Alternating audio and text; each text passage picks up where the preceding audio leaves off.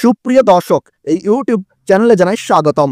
শুরু হচ্ছে কয়েকশো বছরের মধ্যে সবথেকে বড় ও বিরল পূর্ণগ্রাস চন্দ্রগ্রহণ।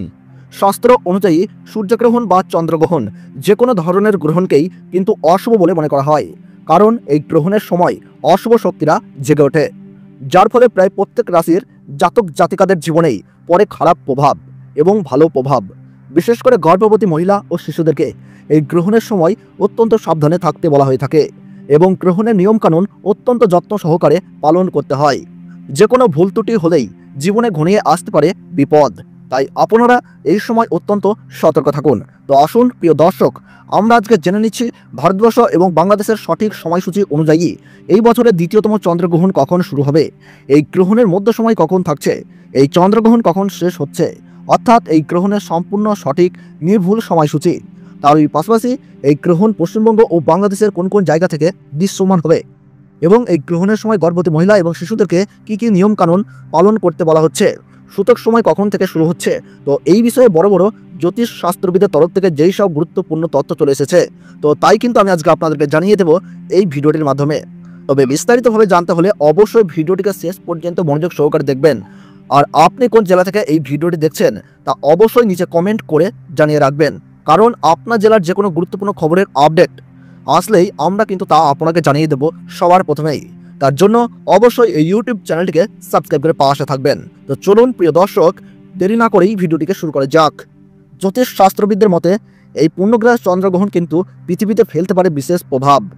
সেক্ষেত্রে ঘটতে পারে প্রাকৃতিক দুর্যোগ, হতে পারে আবহাওয়ার বড়সড় পরিবর্তন, দেশের মধ্যে বাড়তে পারে উত্তেজনা বা তৈরি হতে পারে সীমান্ত বিরোধ, এবং তার মধ্যে ব্যবসায়িকদের মধ্যেও কিন্তু বাড়বে উদ্বেগ। প্রায় 100 বছর পরে এই চন্দ্রগ্রহণের মধ্যেই কিন্তু এক মহাজাগতিক ঘটনা ঘটতে চলেছে, যার ফলে বিভিন্ন রাশির জীবনে কিন্তু উত্থান পতন লক্ষ্য করা যাবে। জ্যোতিষ শাস্ত্রবিদদের মতে এই পূর্ণগ্রাস চন্দ্রগ্রহণে গর্ভবতী মায়েদের পাশাপাশি শিশুদের জীবনেও কিন্তু পড়বে ভয়ঙ্কর প্রভাব, এবং সেই প্রভাব থেকে বাঁচতে হলে সকলকেই কিন্তু নানা বিধিনিষেধ মেনে চলতে হবে। তার পাশাপাশি আপনারা কিন্তু এই সময় কোনোভাবেই আতঙ্কিত হবেন না, ফাঁকা স্থান বা দূষিত জায়গা থেকে দূরে থাকবেন। গ্রহণের সময় ছুরি, কাঁচি বা ধারালো কিছু জিনিস দিয়ে কোনো কিছু কাটাকাটি করবেন না। এই সময় কারোর সাথে মনোমালিন্য, ঝগড়া বা বিবাদে জড়াবেন না। গ্রহণ শুরু থেকে শেষ হওয়ার সময় পর্যন্ত কোনো কিছু খাবেন না।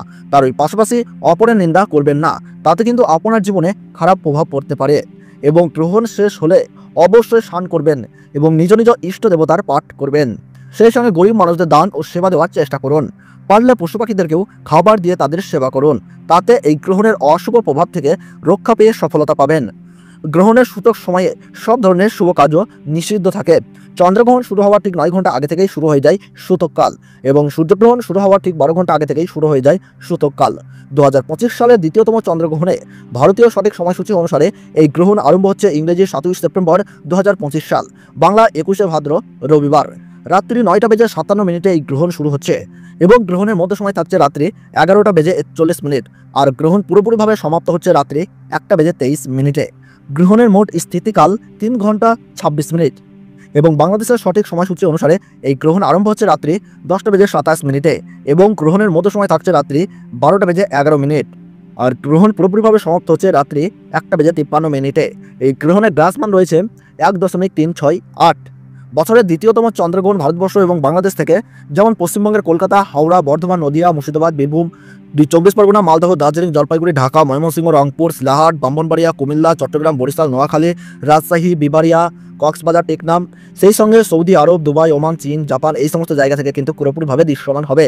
তো বন্ধুরা, ভিডিওটি ভালো লাগলে ছোট্ট একটি লাইক দিয়ে উৎসাহিত করবেন। আর চ্যানেলটিতে নতুন দর্শক হয়ে থাকলে প্রতি মুহূর্তের সঠিক গ্রহণ সম্পর্কে গুরুত্বপূর্ণ ভিডিও পাওয়ার জন্য অবশ্যই এই ইউটিউব চ্যানেলটিকে সাবস্ক্রাইব করে পাশে থাকা বেল বাটনটি বাজিয়ে দেবেন। তাহলে সকলে সুস্থ থাকুন, ভালো থাকুন, ধন্যবাদ।